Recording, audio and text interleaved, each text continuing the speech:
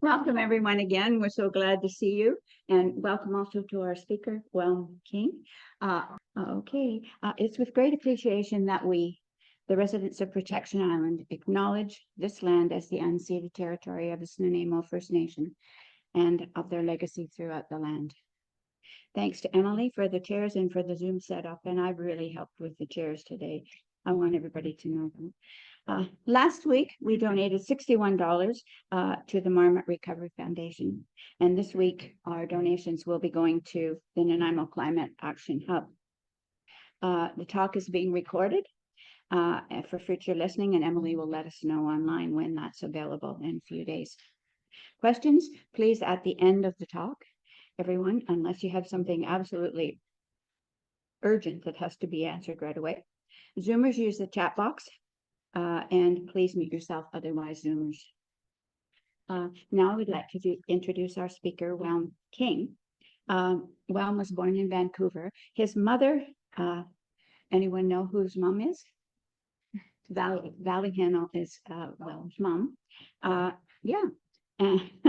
He was a student at UBC for 3 years, but he tells me that has absolutely nothing to do with what he actually does now. So I'm going to tell you what he does. He's an entrepreneur and a business manager, having founded or managed businesses in fields including law, agriculture, artist management, and song administration. He currently works as a death coach, a modality combining grief counseling, life coaching, and mediation. He has sat on numerous boards and founded several community organizations, including Nanaimo's only year-round farmers market and the Mid-Island Climbers Association. He has published 2 books, including a national bestseller, and one was about the aquaponics farm that he was involved in a few years ago. And he's currently drafting his first novel based on the life of his pup, who is, anybody guess? Rick, right, yes. Many of you also, and this is, I think, fabulous, many of you also will remember talk of Whelm and his family when they inspired us all, and when they brought a first Syrian family several years ago, and later more relatives to Nanaimo. I think that deserves a clap right there, right, everybody? Yeah. Right. Whelm works and lectures for the Nanaimo Climate Action Hub. He's the program manager for the Climate Pledge. And please welcome Whelm King. Yeah, thanks for coming. My name is Whelm, and I'm really happy to be here with you to have this chat. I was supposed to be here with a friend and colleague of mine, Jessica Bobier, who works for the RDN. She's unable to make it, and so you have more of me, which will also be fairly good because sometimes there's fairly extensive discussions that we want to take place afterwards. My talk is 20 minutes, maybe 30, depending on how quickly I talk and things like that. But we'll have more room for discussion at the end. So when we talk about the climate, I want to start by talking about what it is that we're actually talking about here, because when we talk about climate change, or I refer to it as the climate crisis, because climate change sounds a bit innocuous. Change can be good, it can be bad, it's fairly innocuous. We're in a crisis. I want to start by clarifying what it is we're talking about, because there can be a misconception that what I'm talking about is something kind of ethereal or mysterious or in the future or somewhere else or at some other time. But when I talk about the climate change, this is what I'm talking about. One sec here. This is the climate change. This is the climate crisis. This cut off Victoria in 2021. This is the climate crisis. This was the village of Lytton, small village, but a village that at that date in 2021 was the hottest place on planet Earth and just combusted. This is the climate crisis. This is the city of Merritt, basically underwater. Many of the people in Merritt have not been able to return to their homes yet. This is the climate crisis. This is Halifax in 2022. This is the climate crisis. This is downtown Miami in 2022. This is the climate crisis.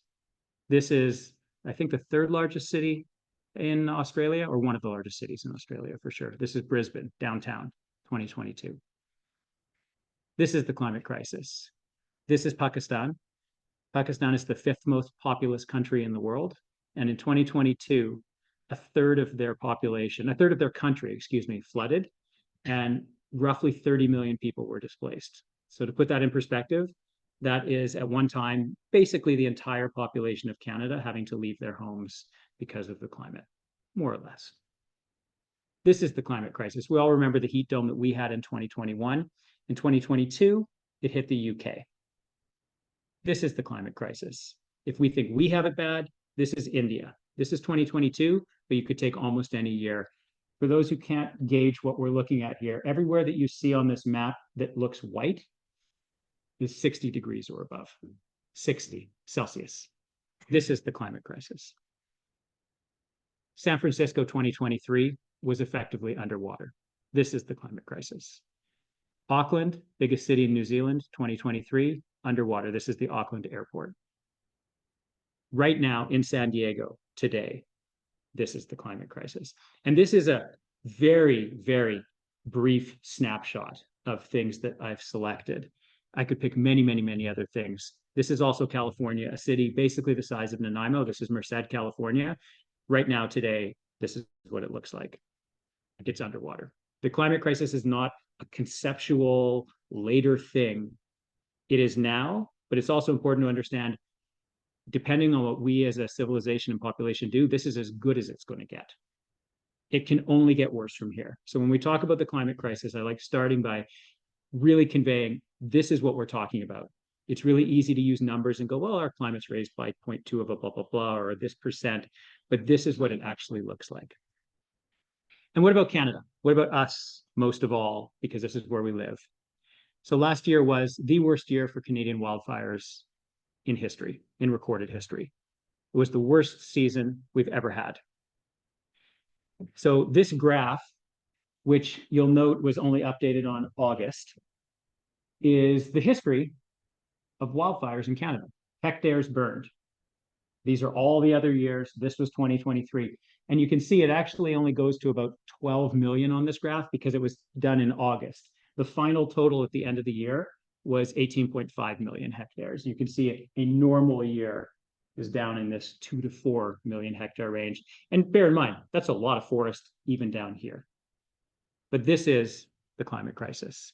What does that look like in Canada? Well, this was Canada last year on August 23rd. These are the out of control wildfires in Canada, all the red dots.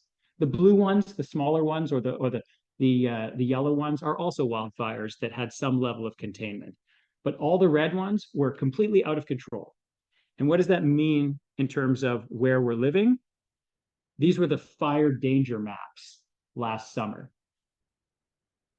I mean, this is us. That's not the map I think any of us want to look at, but this is the reality of the situation. And of course, very close to home, we had Cameron Lake on the island, a fire that was out of control for quite a while. I do a lot of rock climbing at Horn Lake. It was cut off. Port Alberni was cut off. Tofino, Ucluelet was cut off because of this wildfire. And right now, today, again, February 21st, there are still 100 wildfires in Western Canada from last year that were never put out, that are still smoldering. Yeah, zombie fires is one of the terms. Yeah, so this is when we talk about the climate crisis. Let's be clear what we're talking about. Last year was also a year that there's a lot, the way science is calculated is not hyper precise.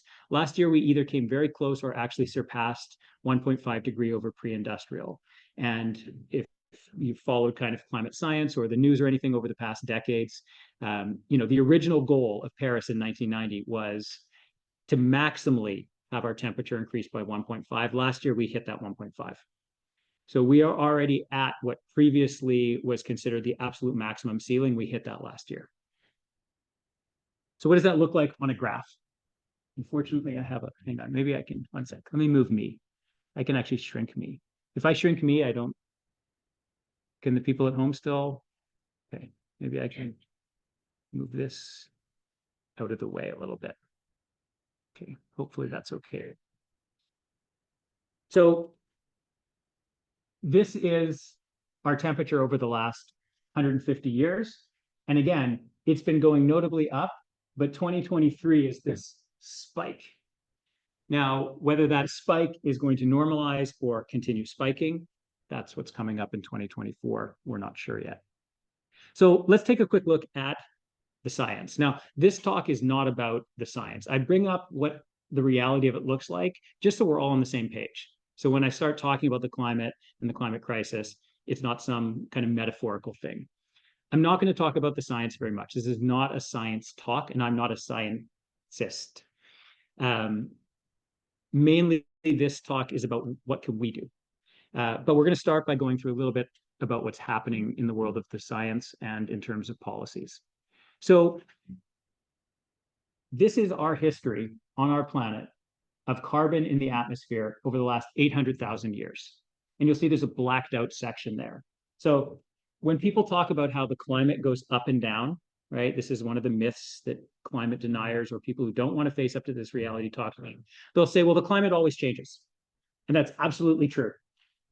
You can see here all of this variation in carbon.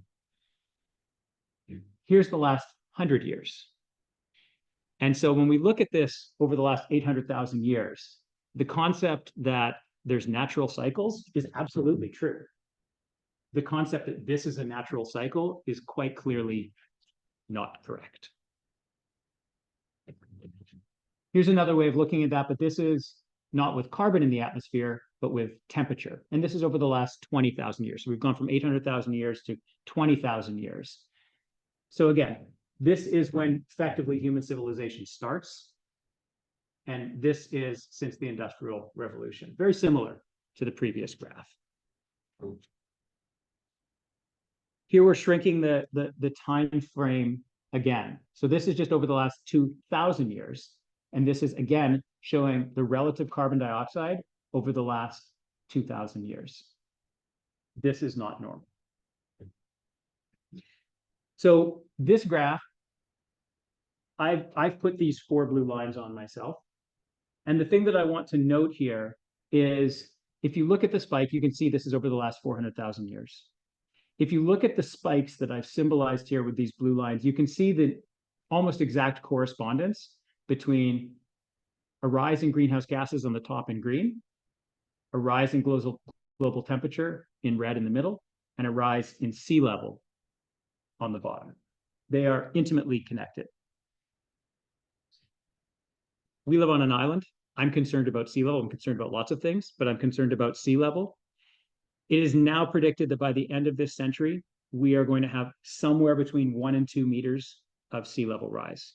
There was a period where it was looking really dire, where it might be many meters, and that's still not out of the question, but it's looking like it's going to be more like 1 to 2 meters. And so what does that actually mean? So here's a map of the lower mainland of Vancouver. We're not included in this on Vancouver Island, but it'll give you a sense. So here's what this looks like today. And what I want you to pay attention to is the blue stuff. We're talking about sea level rise. So this is what the lower mainland looks like today. This is what the lower mainland looks like with a 2-meter rise. So you can see whole areas of the lower mainland are starting to not be habitable. They're literally underwater. And this is what a 5-meter rise looks like, which could happen in the next 1 to 200 years. Effectively, the lower mainland is underwater. You can see I've highlighted the Vancouver International Airport, which is now ocean. Other things that might be inconsequential to some, but as someone who really enjoys the beaches, it's predicted that most of the beaches in the world will be gone by the end of this century. There won't be beaches anymore. Beaches will be something that our great-grandkids or grandkids, depending on how old we all are, will read about in books and be told stories about.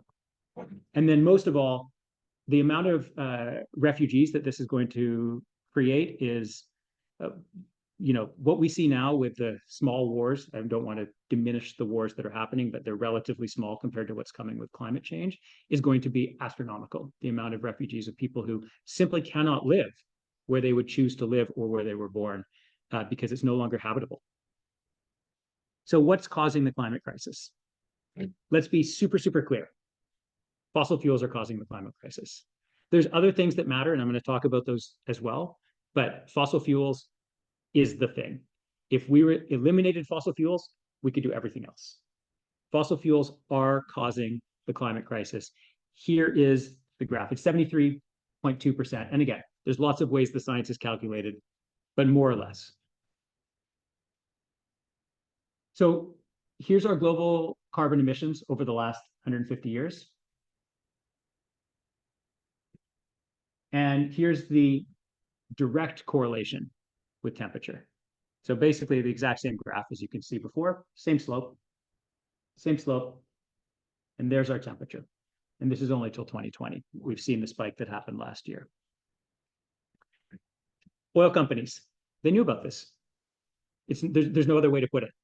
Exxon in the 1970s, there's full reports on this now, actually had reports by their top scientists saying, we are aware that fossil fuels create CO2 emissions, and CO2 emissions are going to raise the temperature of the planet. And they chose to do nothing. They're still choosing to do nothing. We have a fantastic head of the UN right now. Antonio Guterres is a fantastic fellow. And this is the humanitarian cause of the century and really of human history. So other things that cause greenhouse gas emissions to rise. So again, this 74%, when it says non-food, fossil fuels. This graph is just an expansion of this lower 26%. And effectively, most of the rest of the global emissions are coming from food. There's new research that suggests that the food component of our greenhouse gas rises maybe as much as a third, not a quarter, but a third. But whether it's a quarter or a third, it's a substantial amount. And we're going to talk quite a bit about food. Yeah, so unfortunately, let me see if I can. Oops, sorry about that. Yeah, I think we'll just live with having the bar on top. So what this says is meat accounts for 60% of greenhouse gases that come from food. So when we talk about food, and we're going to talk about solutions in a bit, in the same way that I can say when we're talking about the climate crisis in general, we're talking about fossil fuels. But when we talk about the food element, what we're primarily talking about is meat and meat products, and particularly cow and cow products. And we're going to cover that in a bit. If we eliminate meat, or if we don't eliminate meat and dairy from our regular lives throughout the planet, that alone, no matter what else we do, will bring us over the 1.5 degrees, which again was the initial target. It was originally the ceiling, now it's the basement. So who's causing the climate crisis? Not what. Fossil fuels is causing the climate crisis, secondarily agriculture, primarily cows and cow products. But who is causing the climate crisis? So firstly, there's no disagreement that we are causing the climate crisis, humans. 99.9% of studies. About 10 years ago, when I started being really interested in this, it was at 97%, and it grew to 99%. Now it's at 99.9%.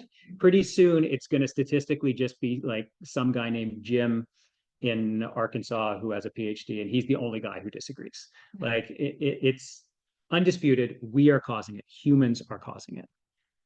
But what about on a country by country basis? So this is the carbon emissions per capita by country. Now, again, it's hard to see. There's lots of things in here, but you'll see at the top, I put in this big yellow arrow. So the size of the pool is the total emissions of the country. So for example, China has the biggest emissions. They have the biggest population. India also has large emissions. They have just a massive population.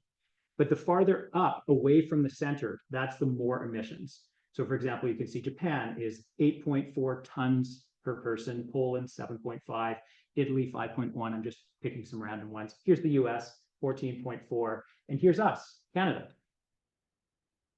15.2. The single biggest emitter in the world, with the exception of this one other sliver, which includes countries like Kuwait, Qatar, Saudi Arabia, all the oil producing countries of the Middle East. They're the only countries in the world that have a higher per capita emissions than Canada. Are those Middle Eastern countries that we often look down on. Here's our emissions over time since 1785 on this graph. You can see again right around the Industrial Revolution, it starts to grow and grow and grow and grow and grow. This is Canada. This dip, by the way, that you see there has been superseded again. That's COVID. Everyone in the world dipped in 2021 because of COVID, because we were forced to, Well, just lead a different kind of life, let's call it. And there was many negatives. Yes. Oh, Valley, I can do that. Thank you. I better. Hang on, I need to get back to where I can just click down. So what about BC? What about us? In BC, we're liberal, right? Like we're awesome. NDP, yeah, we have some green people. I am good buddies with Paul Manley. Like, this is actually BC. So is BC really a climate leader? These are, the people around us. And again, we're not going east into Alberta. We're going to cover that in a second, but we'll go down. Like what's happening in our other neighbors. So this is what's actually happening since 2010. And this is only till 2019. One of the things about the climate data that's available is we would think and like that every year new great data was updated all the time and it's consistently available and put out, and it's not. And so oftentimes the data that we're using is a few years old. As you can see here, this one ends in 2019. But this is what's actually happening in BC. Whereas Washington has increased a little bit, Oregon and California have started to do their part, BC has not. Within our province, roughly 1/5, 17.5, I'm rounding up, comes directly from our households. So this is what I'm here to talk to you guys about today, is what can we do as households, individuals? We are directly 20% of BC's climate emissions. What about on a socioeconomic level? So it is estimated that in order for us to keep a habitable planet based on our current global population, we need to be emitting individually a maximum of about 2 tons per person, 2.3. Again, I'm going to use some rough numbers. So where are we currently right now? The global average, you can see on the bottom, is about double that. The poorest 50% of the population are well under that. The richest 1%, much more, roughly 30 times that amount. But that's not what I want to talk to everyone here about. Because when we think about the richest 1%, we think about yachts and private jets and stuff like that. But what about the richest 10%? Probably everyone I'm looking at in this room qualifies in that group. Somewhere actually between the richest 10% and the richest 1%. If you live in BC and you're not homeless, you are at least in the richest 10% in the world, minimum. Maybe in the richest 1% if we truly take in the whole global population. And the richest 10% are still using roughly 10 times the amount of carbon that we need to be using on a per capita basis to have a habitable planet for our future generations. So what do Canadians think about the climate crisis? Well, they think a lot. 87% of us in BC think it's already impacted us here in BC. The answer to that should be 100% because it has, but 87% of people are already actually aware of that. That's an impressive number. 80% of Canadians think it's a threat to where they live in the next 20 years. Again, we're not talking about some crazy distant, my great grandkids will figure it out from their Martian base. This is now. 3/4 of Canadians think that we have an obligation to be a global leader.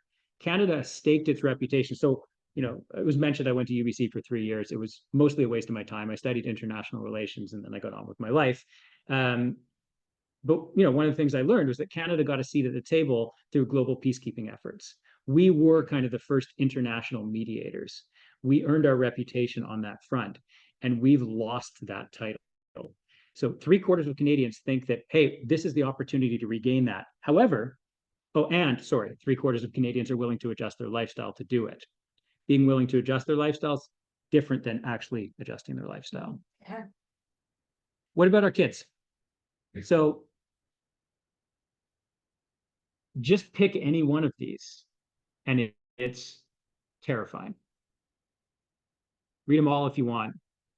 If you have trouble seeing, I'm happy to read them out. But just pick any one of them.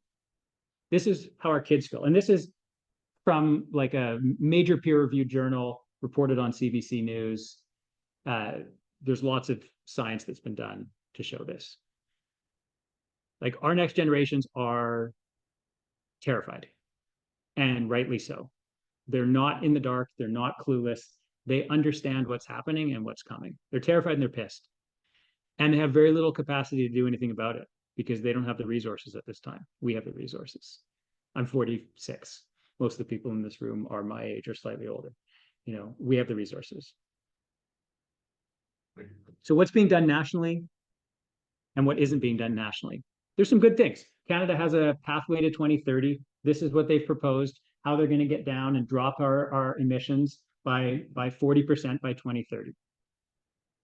Looks great. It looks actually like, oh, this is promising. One of the problems, though, is that it's all based around this concept of net zero. So what's net zero? Net zero means a lot of things. I'm going to explain it very simply. It effectively means you get to a point where your emissions are no greater than what on paper your credits are. But that on paper is the crucial thing, because net zero is not actually about reducing. It is often about buying our way out of things. And thus far, we have no means of actually doing that. So many climate scientists talk about net zero as being a fictitious trap.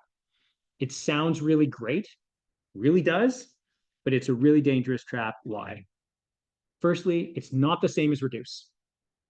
Being net is not the same as reduce. What we actually need is we need to modify how we live our lives and reduce certain aspects of that. It allows us to believe we can buy our way out. You don't actually have to change. You can take that flight, go to Hawaii twice a year, just click the box, pay the extra $200 and get the credits, and it's guilt-free. It's not how it works. Most of the carbon credits that are out there right now, including all the major ones, have been shown to be effectively worthless. They do not do what they're actually supposed to do. It allows discrimination against poorer countries and populations. It does that because we can foist our credit programs onto them. They're at a negotiating table that they have no power at. And we can foist these schemes onto them that don't actually benefit them, but let us feel good and allow us to continue what we're doing right now. And lastly, if you note on all of the net zero things, they're almost always like 2050. It's a long ways away. That's a lot of government, you know? Like right now we have Pierre Trudeau and the Liberals in power who are, you know, okay on the environment. Does any of us think that if Pierre Poilievre gets voted in, that even the mediocre policies we have right now are going to endure or get better? And 2050 is like 14 governments away. So it's all putting it off instead of doing what we need to do now. As Guterres says, commitments to net zero are worth zero unless there's actual policies and actions that back them up now. Let's talk about banks. We all bank. We all have some money to varying degrees. If you bank at one of Canada's national banks, major banks, RBC, Scotiabank, TD, you are banking with the companies that are most promoting fossil fuel use in the world. And I don't mean that metaphorically. Here's literally the biggest banks in the world that support fossil fuels. There's one above it, Wells Fargo. And then it's Canadian pride. So if you have your money, particularly at RBC is the worst. But at any of these banks, even if you're doing good things in your life, you are directly supporting the biggest companies in the world. My mom keeps, it's classic, right? Classic. Yeah. Yeah. So we're going to talk about banking a little bit more later, but here's the graph. Banking with major Canadian banks, particularly RBC, Scotiabank, and CIBC, is directly supporting the fossil fuel industry in the biggest way possible.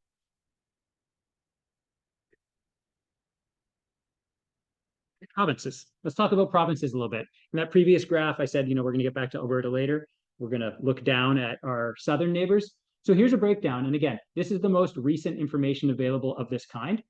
But here's just a graph of our total GHG emissions in Canada by province.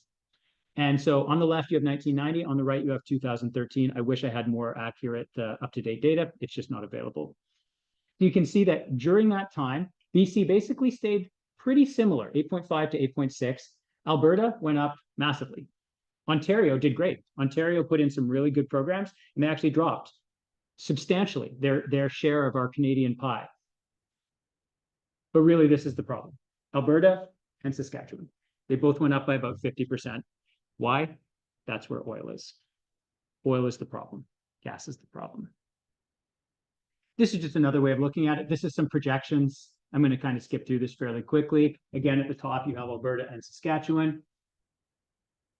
So what's being done in BC and what's not being done? BC is doing some good things. The NDP is doing some good things. Let's be clear about that. Let's also be clear it's not enough, but they are doing some good things, particularly in relation to other provinces. This is a snapshot of what they are proposing up to 2030 for the major elements of greenhouse gas emissions in our province. So you can see there's a bunch of things, right? Our electrical use, our commercial transportation, our personal travel. The only thing that we've currently done well, we have BC Hydro. BC Hydro is great. It has some downsides. Hydro has some downsides, but overall it's about 97% clean. It is the best form of mass commercial electrical production that we know of. And it's mature, it's doing well. And here's what they're proposing that will look like by 2030. So again, you can see all of those sectors kind of move into some level of early deployment or deployment. So for example, personal travel is up here because they'll be mandating electric vehicle use and things like that, or non-gas cars. However, there's a small elephant in the room on our BC plan, which is the NDP support for LNG. So LNG has been touted as being this great alternative, or at the very least, a transitional fossil fuel. So firstly, when we talk about LNG, let's be clear that like many of these projects, we're not actually talking about benefiting BC. So when we think, okay, the NDP is supporting these major projects, right? This is good for BC. This is good for us at the very least. It might be harmful to the climate. It's good for us. Here is who actually owns LNG in our province. Royal Dutch Shell, Mitsubishi, Malaysian Petronas, PetroChina, Korea Gas Corp. So let's be clear that when there's all these big LNG announcements, like this is going to be so great for our economy, if nothing else, this is who actually owns it, not us. And this is the myth. This is the lie. This is from CanadaAction.com, which is an absolute bullshit website created by the fossil fuel industry to put out lies. And this is one of the lies. It's good for local jobs. It's good for the energy security, right? We make it ourselves. That's awesome. And it's good for climate action. It's not true. Here's the truth. When you factor in all things, so people say LNG is better, for example, than coal. That's the common comparison. And yes, if I was using LNG, if I had a pile of liquid natural gas here and a pile of coal here, and I was heating this room, and that was the only thing on the equation, LNG is way better than coal. But if you factor in all parts of the process, including the piping of it, the leaks, the flaring, all of it, LNG is worse than coal. And the reason for that is methane. Coal produces carbon. That's it, CO2. LNG produces methane. Methane is roughly 80 times more warming than carbon in the atmosphere. And LNG produces a lot of it in every single step of the process. So there's studies coming out now that are proving that LNG is actually worse than coal. Here's the most recent one. It actually carries 2.7 times the climate impact of coal. This is a journal article being put out by Cornell University right now. LNG is not green. In fact, it's worse than coal. And let's look at this from another perspective beyond that. Again, we're still talking about LNG. So this is BC's own target emissions. So here's where we're at right now. And these are the target emissions that BC has put out. By 2050, they want to get to where we're putting out 13 megatons of CO2 equivalent. And I'm going to use this word a lot, CO2e, CO2 equivalent. And basically what that means is taking all of the warming gases and converting them into just CO2. So you get one number, because they all have different warming capacities and things like that. So this is the commonly used term. You'll see it in the handout I gave you. It's called CO2 equivalent, or CO2e. It includes CO2 plus all the other warming gases. So they're saying we want 13 megatons of CO2e by 2050. That's our target. Yet somehow the same BC government is authorizing LNG plants that just 2 of them will burn up 9.6 megatons of that 13. This is 13 for everything that we do in any way. But they are also, for some reason, somehow justifying that 9.6 megatons can come just from LNG Canada. This is one project. This is not all LNG in BC. This is one LNG project, just LNG Canada. That's a single project with 2 phases, 9.6. Somehow that equates to the provincial government. It's ludicrous. What's being done locally? We have a great local council right now. I don't agree with everything they do, but we have a great local council. They are doing excellent things. We were the first city in Canada and one of the first in the world to adopt the donut economics theory. And if you want to talk about that, I'm happy to do it. But effectively, donut economics is a radical economic concept that when we're talking about economics, we should incorporate the reality that we live in a world that has an environment and finite resources into what we're doing. That's the radical concept of donut economics, because most economics assumes that we have unlimited resources and that climate and the environment doesn't exist. So that's the radical concept of donut economics. And our council put it into our OCP as a founding principle. It's really good. These are a couple of the programs. The city of Nanaimo is the primary funder of this project. They're bringing me here today. They gave us a grant and they created this program. Well, we created it, but they gave us the funding to create it. So here's a couple of the programs they're doing. You can go to their website. I'm not going to leave this up. They also recently took the unbelievably minor step of not having natural gas be able to be the primary heating source in new future builds. This is already part of the BC roadmap to 2030. The provincial government has already regulated that by 2030, this will be the case province-wide, but they gave municipalities the authority to advance that more rapidly if they wanted, and Nanaimo is one of the few that has done that, much to their credit. And why does that matter? So here's our GHG contribution by building and heating type. And so you can see that in the orange and the blue, the light blue and the orange is natural gas and heating oil, fossil fuels. These are fossil fuels. This is when we heat our houses. I'm going to talk about house heating when we get to solutions. And I talk about how fossil fuels are the problem. Here's the graph. This graph down here, this 5%, this little sliver is what electricity produces. This is what we need to change. So what can we do to avoid this? There's some Banksy if you're into art. So there's 2 major lessons that for me were really important that I want to share with you. The first is, I think, the most important, which is understanding that the consequences of the crisis are a spectrum. So here's the analogy I like to give. If you're a hockey fan, you like the Vancouver Canucks. If the Vancouver Canucks lose a game 20 goals to 0, they get 1 loss. If they lose a game 1 goal to 0, they get 1 loss. It's the same. There's not really a spectrum there. A loss is a loss. Maybe they're demoralized or whatever, but we'll leave that out. It is completely not the same for the climate. Every 0.1 of a degree, 0.01 of a degree, and definitely every degree that we go up is catastrophically different. And so when we talk about the difference between 1.5 and 1.6 or 1.5 and 2 or 1.5 and 2.5 or whatever it is, every tiny little bit will be catastrophically different. And it's really important that we understand that the goal here is not to win. The goal here is to lose as little as possible. Because the more we go down that path, the worse it is. And I want to put that in real perspective. It has been proposed that if things go really badly and we hit a lot of tipping points, our climate might change by as much as 5 degrees.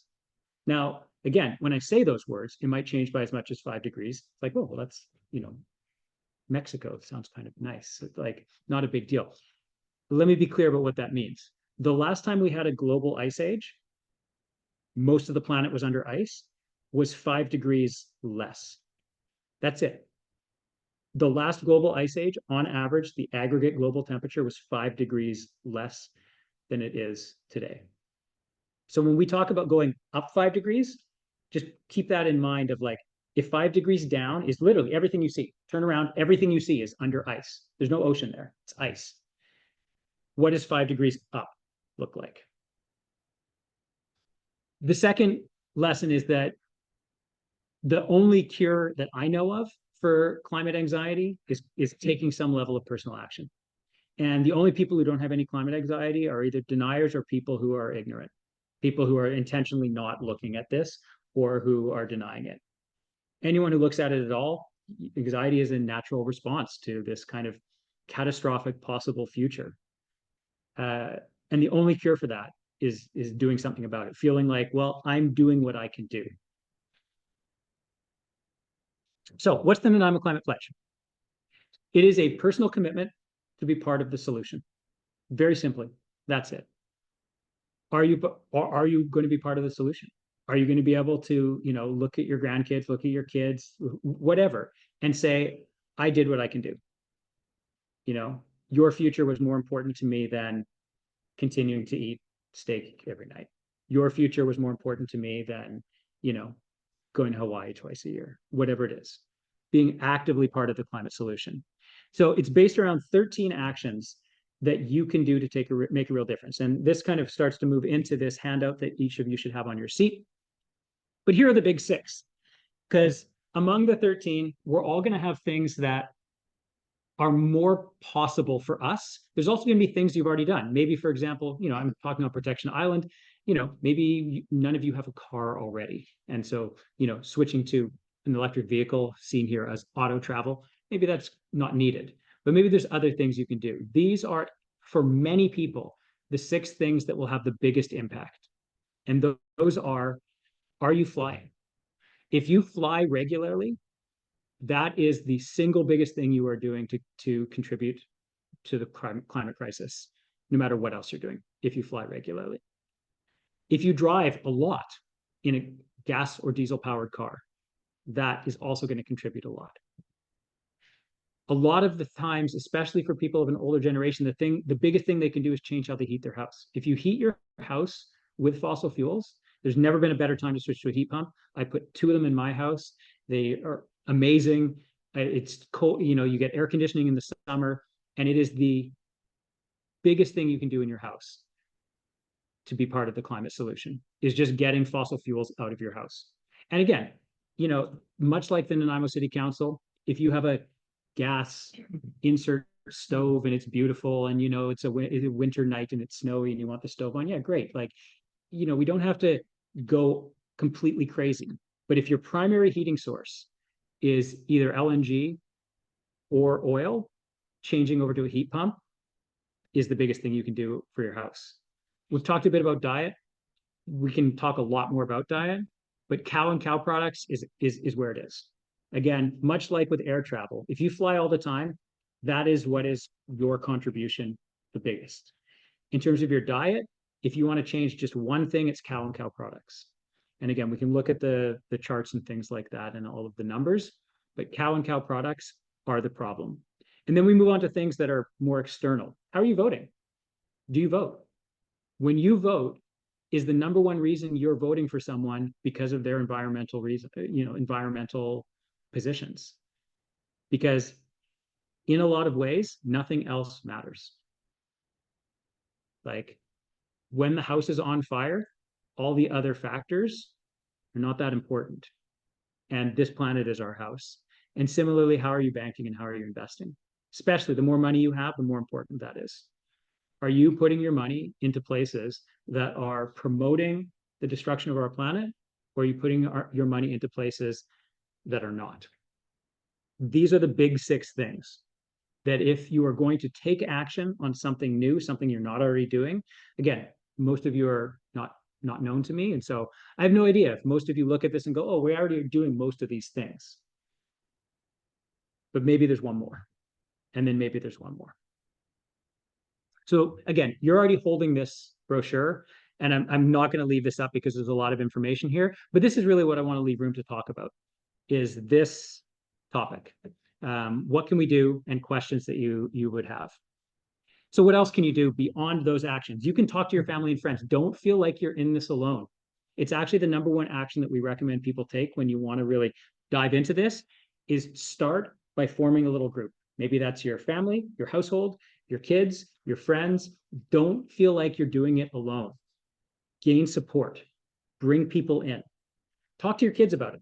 Talk to your grandkids if they're old enough. They already know what's going on. You're not going to be breaking bad news to them. They're already terrified. Talk to your kids and maybe invite me to give a presentation. So in this second phase of our project, the Nanaimo Climate Pledge, we're now offering this not only to community groups like this, but in people's homes.